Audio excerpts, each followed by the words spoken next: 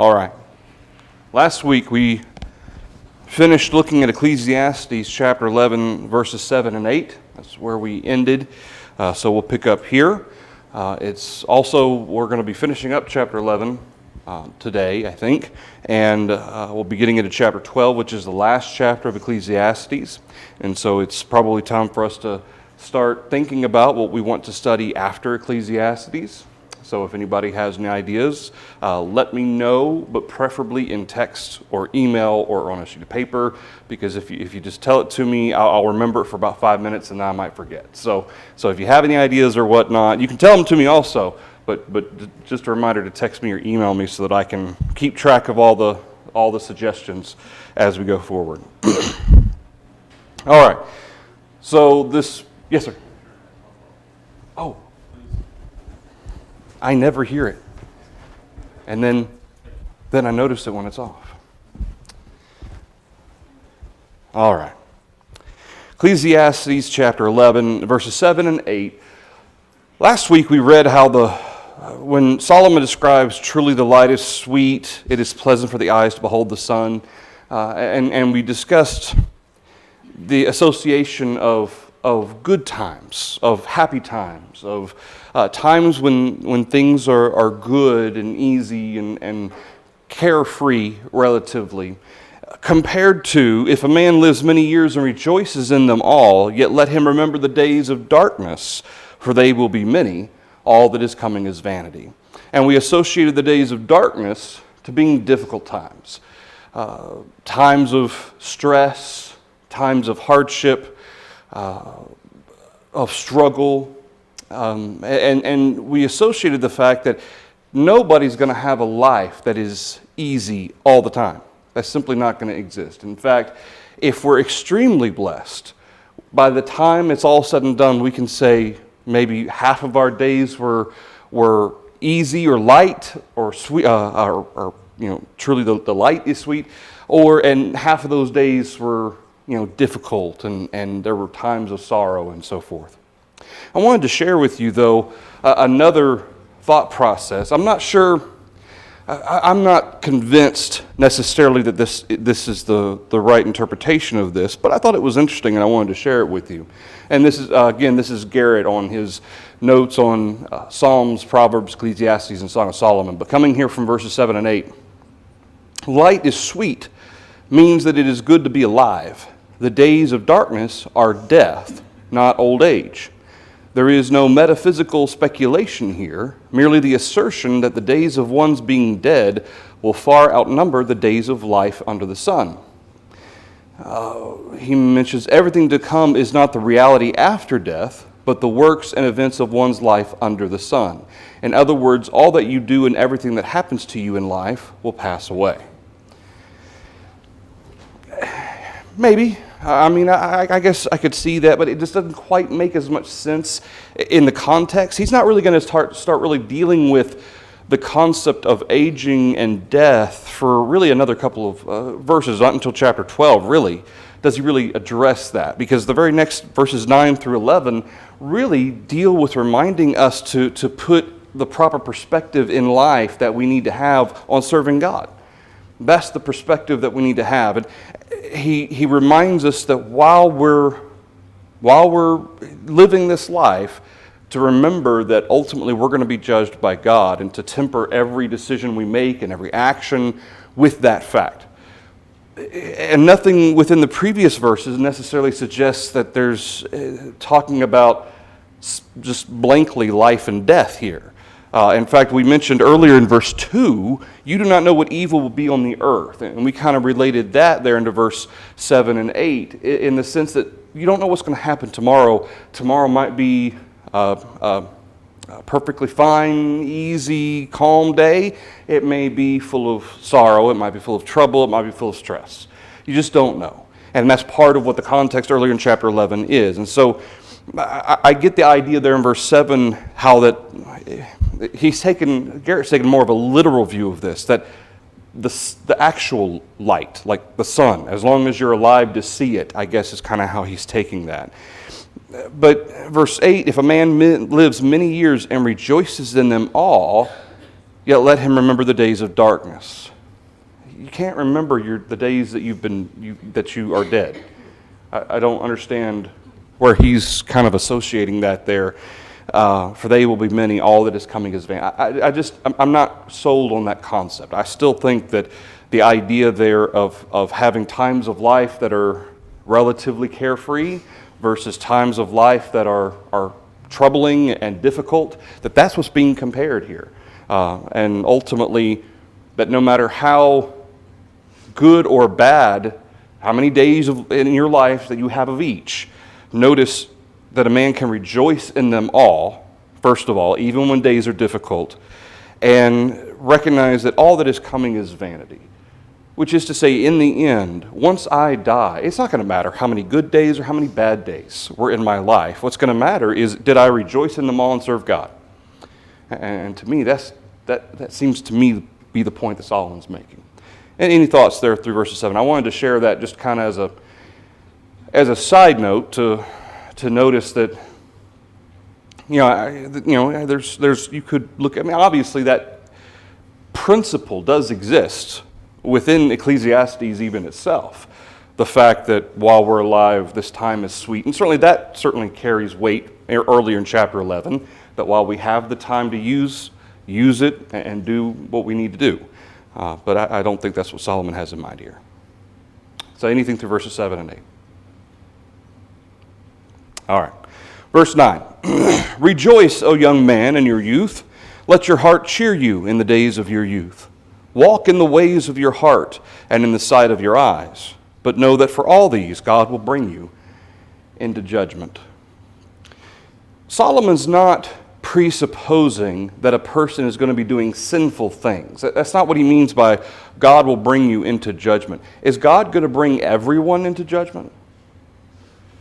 Okay, so judgment here isn't a verb in the sense of pronouncing condemnation. It's the concept of bringing us to an account. Okay, it was ultimately kind of similar to what he's going to say at the end of chapter 12 and in verse 13.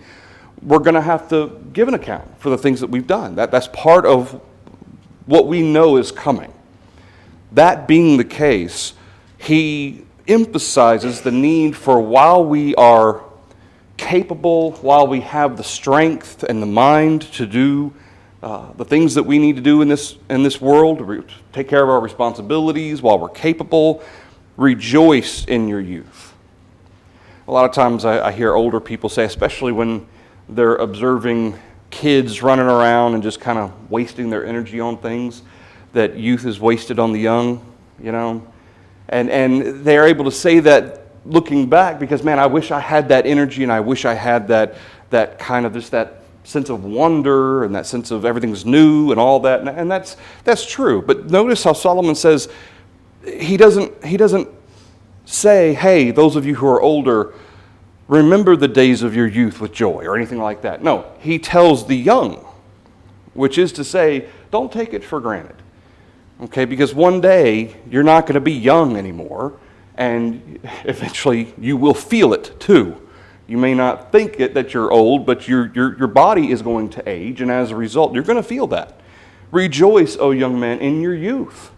Okay, recognize that time that you have, that energy that you have, the body that hasn't decayed or anything at that point, that is a blessing from God. And let your heart cheer you in the days of your youth. That is not to say, especially as he gets in here in the mid-verse 9, that live it up while you can, make the most of your youth, you can serve God later. Okay? When he says, walk in the ways of your heart and in the sight of your eyes, he's not saying, whatever you want to do, whatever feels good, just go ahead and do it. That's not Solomon's point at all. But know that for all these, which is to say that everything you choose to do, everything you pursue, you're going to give an account of it one day. That being the case, he's not condemning walking in the ways of your heart and the sight of your eyes. This is part of our life.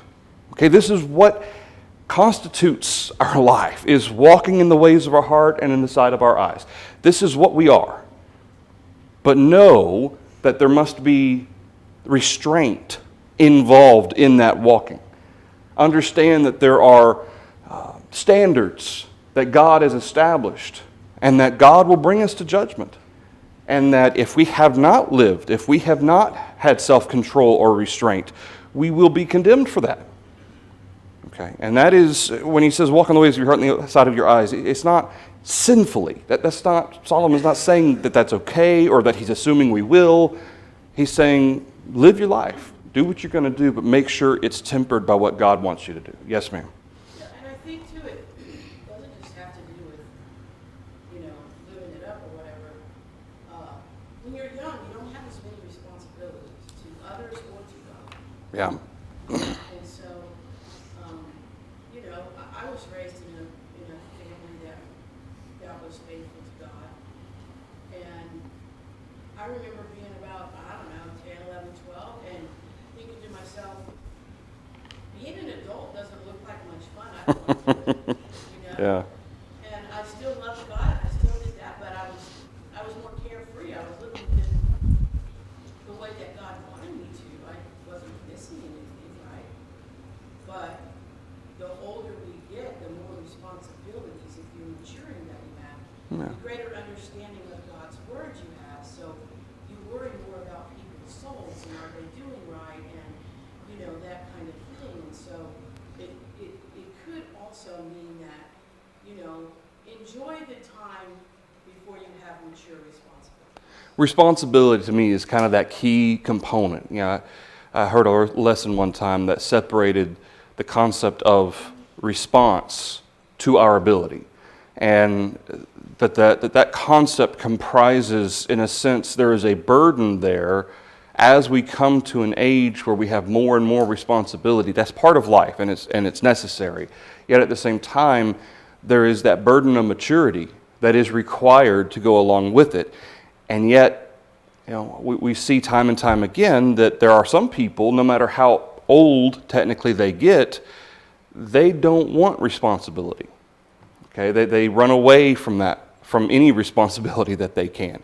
And there's that sense of understanding that, life is full of responsibility, and we need to be responsible in our pursuits and the things that we do, especially as it pertains to serving God. Absolutely. Anything else through verse 9? This goes right into verse 10. Therefore remove sorrow from your heart and put away evil from your flesh, for childhood and youth are vanity. He doesn't mean that childhood and youth are useless. That's not what he's saying. But what is he describing? What about childhood and youth are vain? That ultimately aren't profitable, don't serve any ultimate purpose. Well, a lot of times in childhood and youth, the one you're serving is yourself. Okay. And so, if you only serve yourself, you're not going to do what God wants you to do. Okay. You're going to have a self-centered life. You don't take on a lot of responsibility. You're pretty carefree. Mm-hmm. And you maybe don't always care what other people think. Mm-hmm. It doesn't have that same weight on your heart. Obedience to your parents is one thing, obedience to God is another. Mm-hmm. And so, And to a certain extent, there's a proverb that basically speaks to the point that foolishness is bound up in the heart of a child. Okay, and it's not that it's foolishness in the sense of they choose to be. It's just the nature of the fact that they're not mature yet. Okay, and yet part of especially our jobs as parents, grandparents, so forth, is to try to walk that line between letting them be young without allowing that foolishness to run wild. Right, to teach them that there's a time and a place to play, and a time and a place where it's not okay to play. All right, and as parents, we have to kind of pick and choose our battles there and kind of walk that line of very carefully trying to help guide our kids in understanding that. And when Solomon describes childhood and youth are vanity, to me, it's as if he's particularly bringing out two major aspects. There's that foolishness or immaturity, okay, that can cause someone to not act appropriately. But then there's a second element that goes beyond just foolishness and immaturity, kind of the nature of youth. There's a second aspect to it as well. What tends to be, especially as we grow older, what tends to be something that weighs heavily on us in our youth that maybe doesn't as much as we get older?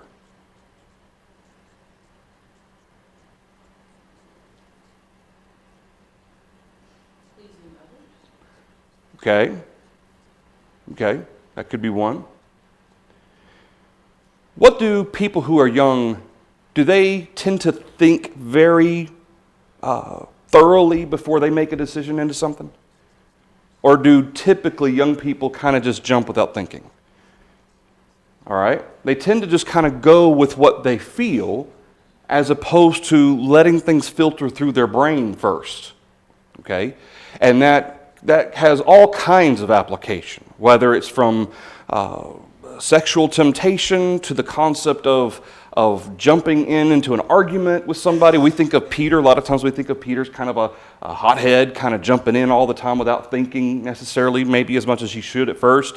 And when you think about youth and the pitfalls of youth, you think about just natural foolishness or immaturity, but then on the other side, there is that getting caught up in the emotion of it all, in the feeling of kind of the instinct without really processing things. And to me, that is what Solomon's bringing out the most here when he says, put away evil from your flesh, for childhood and youth are vanity. We're all children at some point. We're all young at some point. He's not saying that it's pointless or useless. No, it's important. But there's a recognition here that you have to be very careful. Notice he's still speaking to young people. That's who he's writing this to, young people. Rejoice, O young men, in your youth. And he tells the young people, childhood and youth are vanity. As it pertains to the temptations that you face and the pitfalls that can entirely determine the course of your life. And as a result, you need to think about what you do before you do it. Now, that may sound awfully too much adult-like for many young people. I don't want to really think about things, but that's part of the problem. That's part of the danger of the thought process of youth, is that they don't want to think about it. They're invincible. They don't want to think about being hurt. They don't want to think about what might happen, what could happen. This is a bad idea, that could lead to sin, or that this is sinful. It's more in the moment. And Solomon, certainly living in the day, is part of what Solomon describes as being important and rejoicing in the day. Now, don't worry about tomorrow. Jesus tells us tomorrow will deal with itself. It has its own problems. But it seems like what Solomon's warning about is living so much in the moment that you're not thinking through what you're doing. Any thoughts there in verse 10? It says, remove sorrow from your heart. Okay, make the most of the time that you have. Be joyful. That doesn't mean that you're happy all the time. And that's one thing that children and people who are young maybe tend to not understand the difference between happiness and joy. We'll talk more about that this morning. But the concept that I can be unhappy and still be content. I can be unhappy for whatever reason, maybe for no reason at all, and yet I can still recognize God has blessed me greatly. And things could be far worse. And so I can be joyful for the moment because God has made me sufficient for the moment. And that's what contentedness literally means, is sufficient for the moment. And that idea is contrasted with remove sorrow from your heart. Take the sorrow away. Don't be sorrowful. Remember, God has blessed you. And put away evil from your flesh. Yes, ma'am. Psalm 119, verse 9 says, how can a young man cleanse his way? By taking heed according to your word. Yeah. And I think that ties along with these verses. Like we said, he's saying, enjoy your youth. But if you do it according to God, if you take heed according to his word in your youth, you're not going to have all the sorrows that come through falling in love. You're not going to have evil in your flesh. That's true. It's not saying you're not going to have a perfect life. Right. You're going to be free from temptation. But if you take heed according to God's word in your youth, you'll, I guess, maybe get more usefulness from it. I don't know if that makes sense. Yeah, more proper perspective and having the right priorities. And like we said, a lot of times people in their youth, especially when they haven't, and even when we have, but especially those who haven't either been brought up understanding the Bible or put a lot of stock in the Bible, they make decisions in their youth that can last with them the rest of their lives. And that's not always, most especially usually not always a good thing. And those can really be burdens and temptations to not following God later. And so this is part of what Solomon, he's writing to whoever, those youthful who are reading his words and seeking his wisdom, to understand that there is at no point in your life a reason to lose your perspective or to have misappropriation of your priorities. You need to maintain the understanding that you're going to be judged. And that's one thing, that's another thing that young people, judgment's at least 60, 70 years off for me. I'll live to be 100. It could be tomorrow for us. We never know. And that's part of this, is that youth may seem like an invincible time, but it's not. And so just because you're young, don't think that you've got forever. You need to make sure you're serving God. And then whatever happens may happen.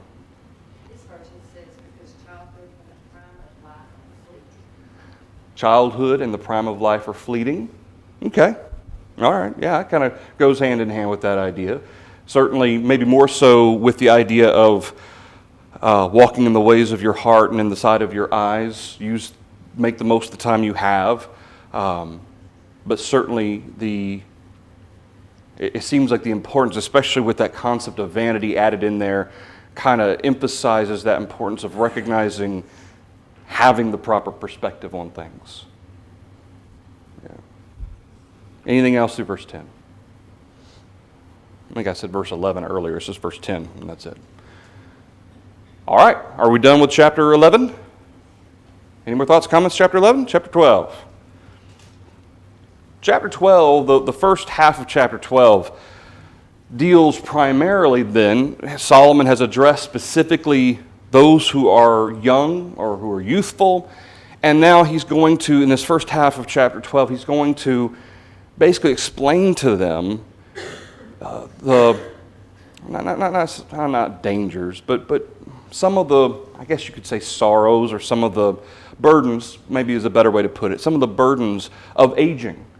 So while you have your youth, be able to do what you can, because one day this is what you're going to have to deal with if you live long enough. So starting in verse 1, he says, "Remember now your Creator in the days of your youth, before the difficult days come, and the years draw near when you say, I have no pleasure in them." Now, he's still speaking to younger people. Younger people might think to themselves, why would I ever not enjoy the years that I have? Solomon's not saying people say, I don't enjoy life anymore.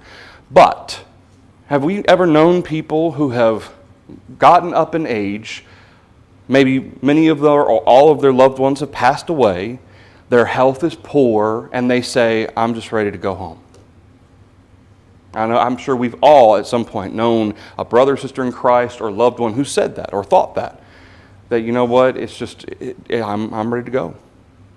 And it seems like that's what Solomon is in particular, where those burdens of life have become so great, where the burdens of heart and the burdens of body that have become so great that it's more of a struggle just to stay alive each day than not to even think about taking joy or pleasure from anything in life anymore. Just each day is just a struggle. And that's what Solomon's kind of describing here. That's why he says, remember now your Creator in the days of your youth. Does that mean we don't have to remember Him in the days of our old age? If you remember Him in your youth, hopefully that won't preach or Okay. And of course, this is attached to that end of chapter 11 there, where that emphasis is on serving God in your youth. Okay, just because you're young is no excuse to say, well, when I'm older, I'll serve God. In fact, the emphasis here is on remembering your Creator in your youth, in the days of your youth, so that when the difficult day, not to say that when we're young we're not going to have difficult days, but he's describing difficult in the sense of this aging, the body aspect of it, the physical aspect, those are difficult. The mind maybe not being as sharp as it once was. Maybe the heart being heavy because of all those loved ones who maybe have passed on or whatnot. Those are the difficult days he's describing at this point. And at that point, that's when we have to rely on God. I mean, obviously we rely on God all the time. But when you get to that point, if you haven't been serving God, you think it's going to be harder after having spent a lifetime of doing what you want to all of a sudden retrain yourself to serve God? Is that going to be easier or harder? There's a reason why we have a phrase, you can't teach an old dog new tricks. That's not always the case, but is it more difficult? And that's the point.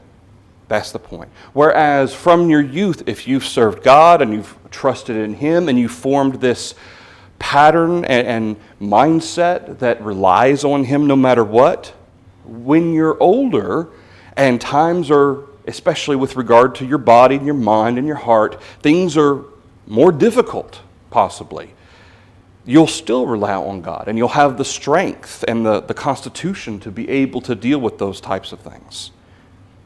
Anything through verse 1. So this makes me think of, Philippians and Paul's, like learning to be content and stuff. Yeah. I mean, by this point in his life, he's considerably older and stuff.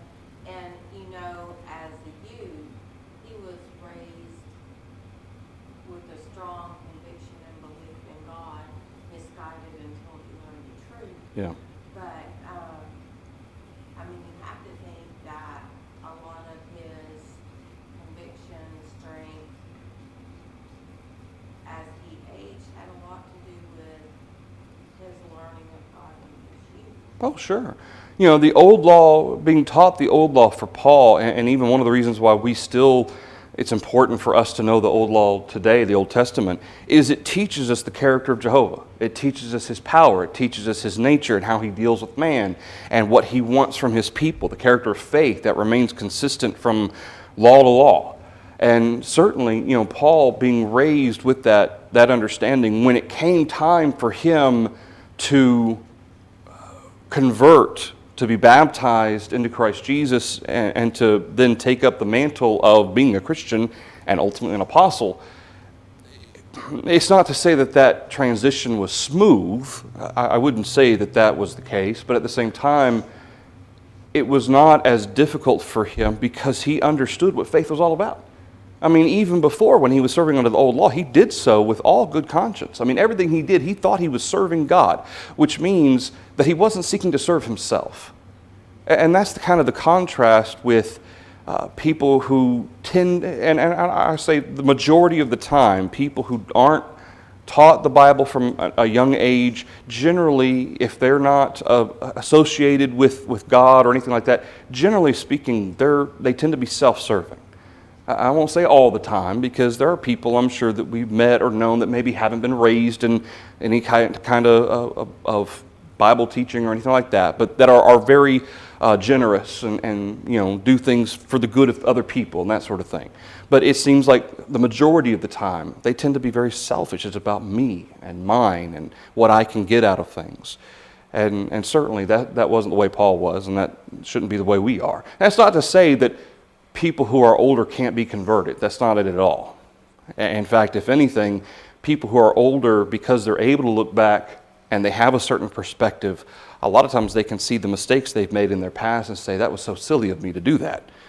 Okay, but what Solomon's describing is the internal struggle, the internal difficulty of having to deal with age and whatever else may come with that, when in the days of our age, that if we don't have that service to God as a background, it's going to be more difficult.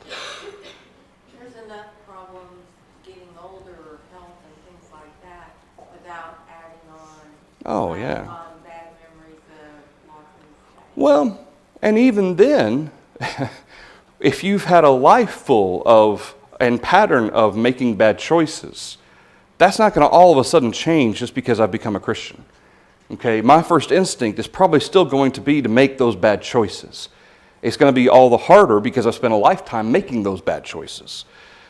So it really does. It sounds as though there's a sense in which establishing a pattern of thought and a pattern of behavior is part of what Solomon's encouraging here, is making sure that from a young age you have an understanding of what's important in this life and what's not, and to think before you do things, let everything be filtered through what you know God wants from you.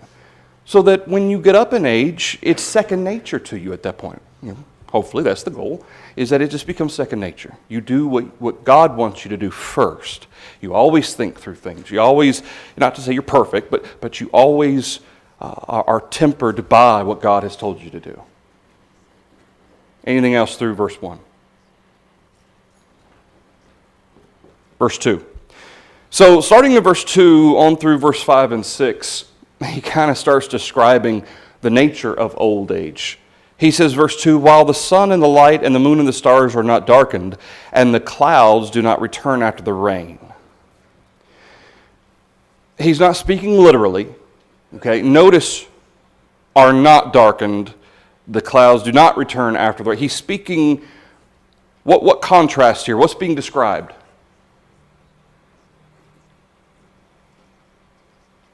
I'm going to put you in mind of the physical body, okay, and the difference between someone who's young and someone who is elderly. Okay, let's put it that way, elderly. Vision, okay?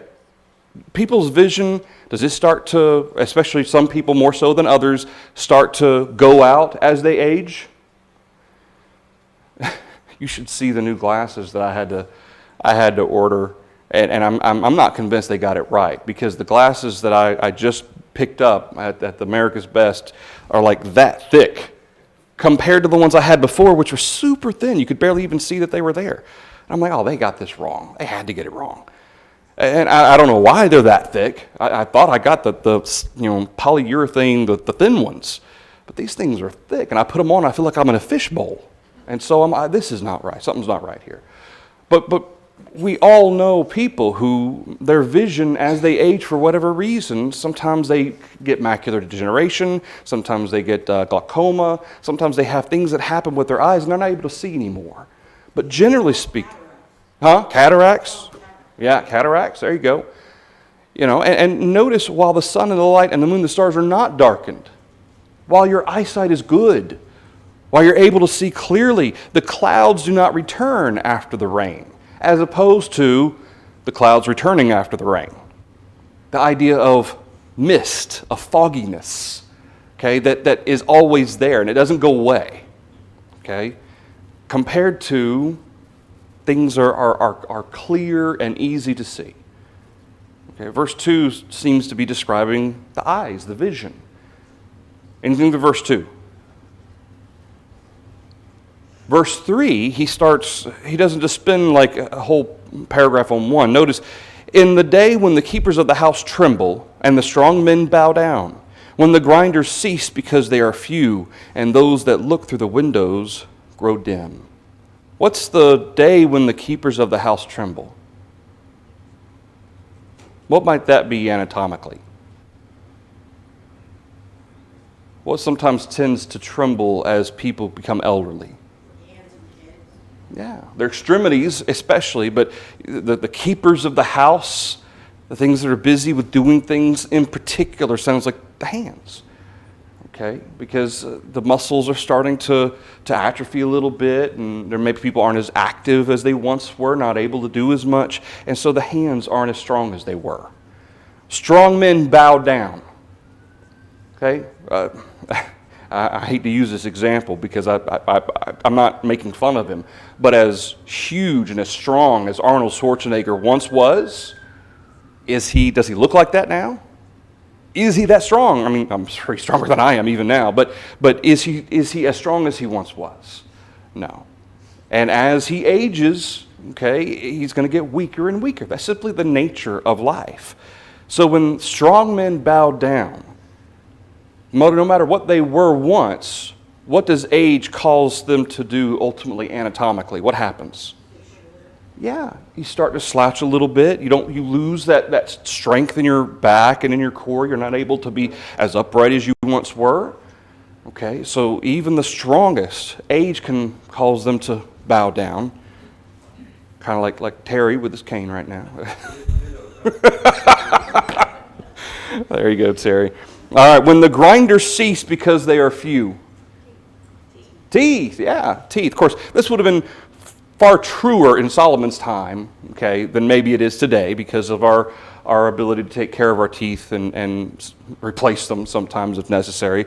But the idea here is that when the grinders cease because they're few, and at certain points, even today, sometimes we have to get dentures. Okay, dentures, because for whatever reason our teeth just aren't working anymore, and they have to be taken out or they fall out or whatever, and so that happens sometimes. Those that look through the windows grow dim. Notice, and to specify here, you would think that this is your eyes. Okay, that would be kind of the natural assumption. Is you look through the windows and it grows dim, but he talked about eyes already in verse 2. Okay. So let me suggest to you that he's not talking about the eyes themselves, but those that are looking through the windows grow dim. So what could it be other than eyes? Okay, memories. Memories could be. I hadn't thought about memories, to tell you the truth. That could be. What else could it be? What else grows dim as we age?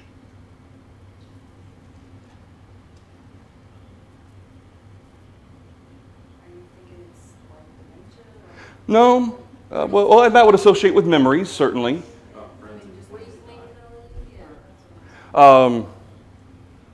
That could be too. I hadn't been thinking about that.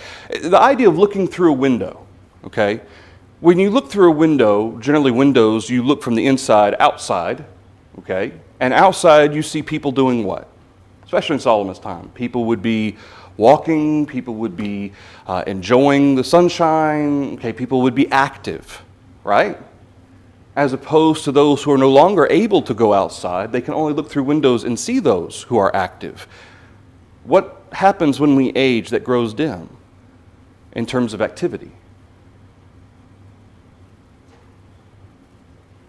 That energy, that ability to go and do things. In fact, and this was something I found interesting too here in verse 3, end of verse 3.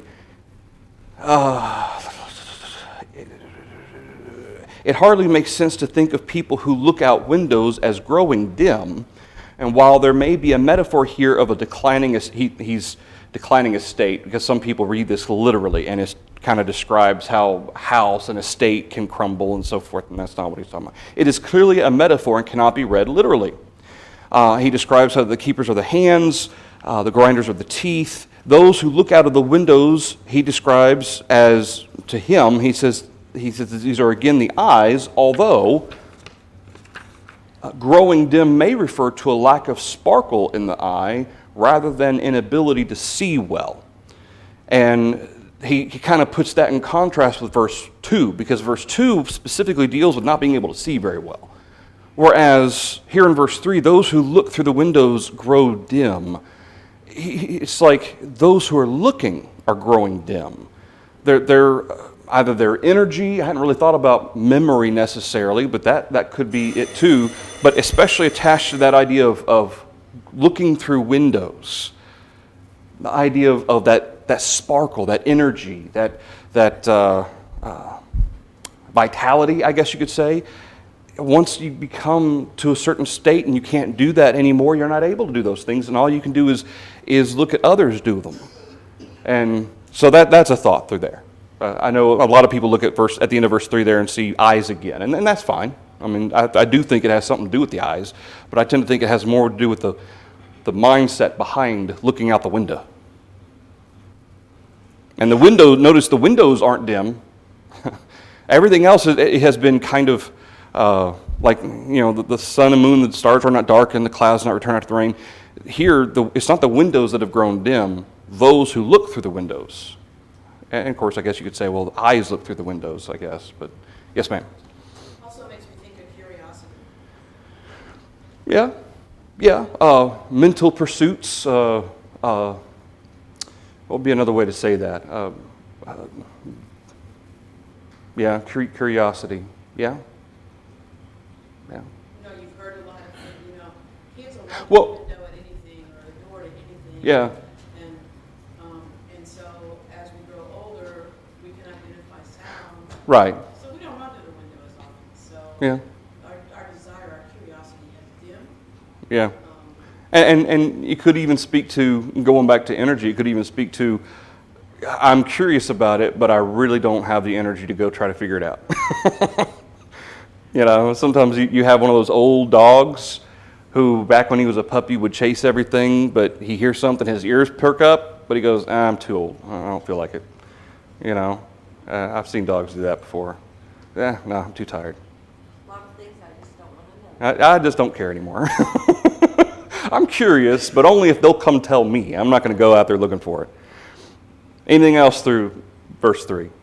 Again, it could be eyes. I tend to think it perhaps maybe more to the mindset or the energy of the mind than it is necessarily the eyes themselves. Verse 4, when the doors are shut in the streets and the sound of grinding is low. What could that be a reference to? Sorry? Losing your hearing. Yeah, losing your hearing. Thanks, Lisa. Appreciate that.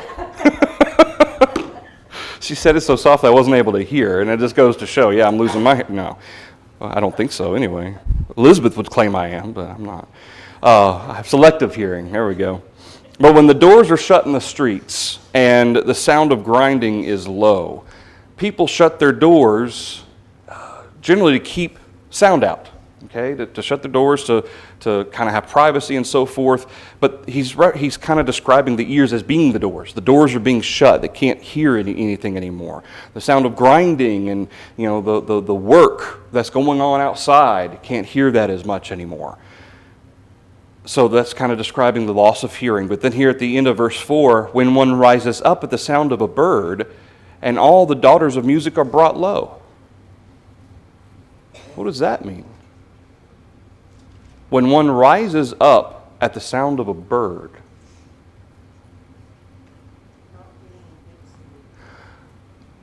I don't know why it is, and even sometimes, even if we have lost our hearing or losing our hearing, the smallest thing, the smallest vibration can wake you up.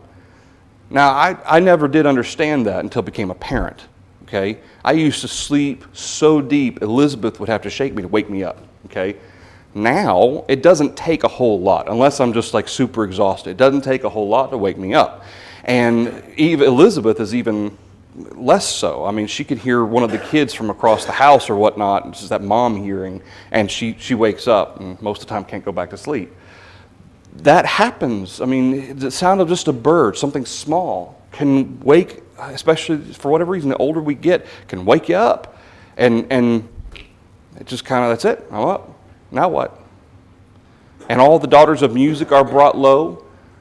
Okay, I'm not sure exactly the reference to the daughters of music being exactly, other than, unless this is another reference to the idea of not being able to enjoy sound as much. But you know, it's associated with one rising up at the sound of a bird, and all the daughters of music are brought low. I'm not sure if it's a reference to hearing or the inability maybe to play music because they can't hear anymore. I'm not sure exactly what the daughters of music reference might be, but it's obviously in context of the rest of it. All right, we will stop there at verse 4. We'll pick up here. We may finish Ecclesiastes next week, which means that we're going to need to have an idea of what we're going to do after this. So let me know what you think. Shoot me an email, shoot me a text, and we'll figure it out and announce it and all that stuff. Thank you, everybody, for thoughts and comments.